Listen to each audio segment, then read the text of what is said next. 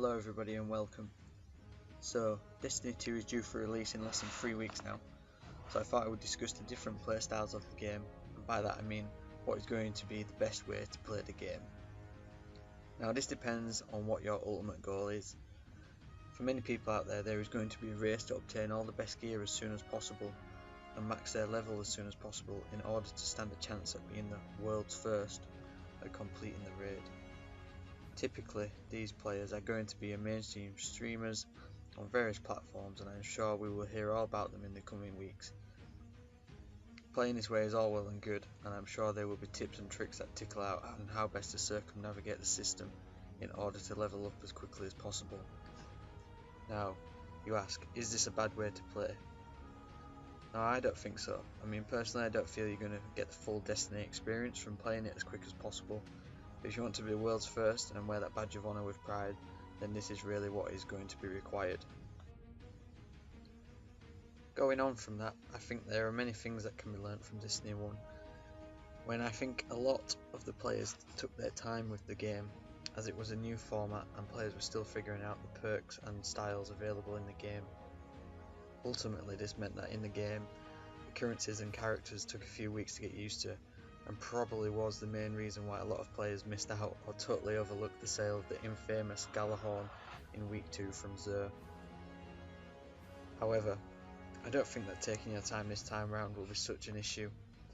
Don't get me wrong, there may still be items that will get overlooked from the new weekly vendor or something similar, and only a handful of players may pick this up, which might give them a better advantage in the long run. But I doubt that very much that Bungie will allow this to happen again, and I'm guessing a lot of thought and planning has gone into making sure everything is as balanced as it possibly can be.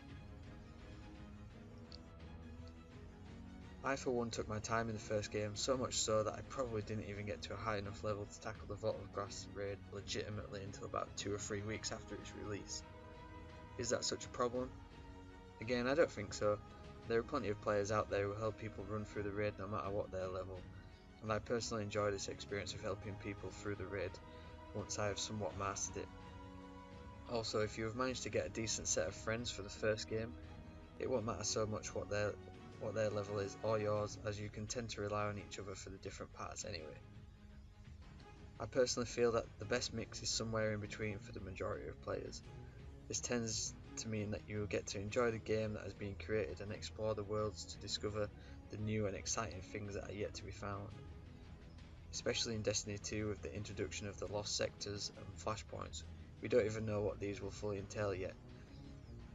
Yes, rushing will probably gain you a slight advantage with these, but I always felt the struggle of fighting higher level bosses was a good challenge, and has been an enjoyable one so far in Destiny.